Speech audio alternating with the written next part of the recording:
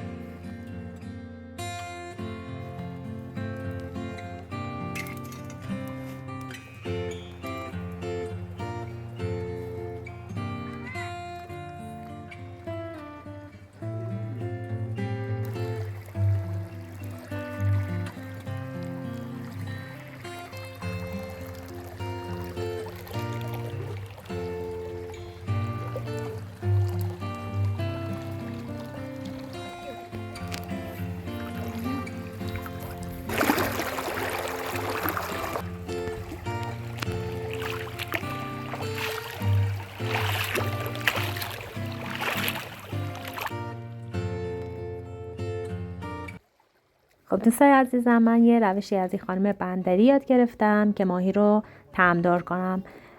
ماهی رو ایشون گفتن که فقط بندری ها داخل آب و نمک قرار میدن و اون آب و نمک توی گوشت ماهی میره و ماهی رو خیلی خوش‌طعم و خوشمزه میکنه. منم چندین ساله که برای طعمدار کردن ماهی فقط از آب نمک استفاده میکنم و چند ساعت ماهی رو توی آب نمک خیس میکنم. بعد اگر دوست داشتین سرخش میکنین یا کبابش میکنین. ماهیتون اگر به این روش برش بزنین کاملا مسلوق میشه و گوشت داخلش هم کاملا کبابی میشه و برشته میشه.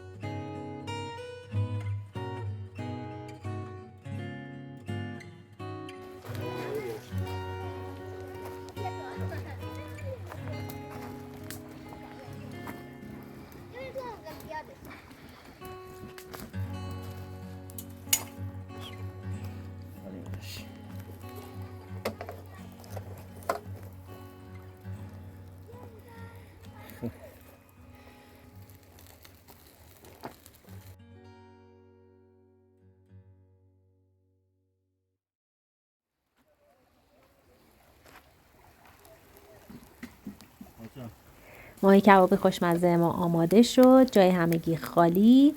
ممنونم که کانال حمایت میکنید. دوستتون دارم. به خدای بزرگ میسپارمتون.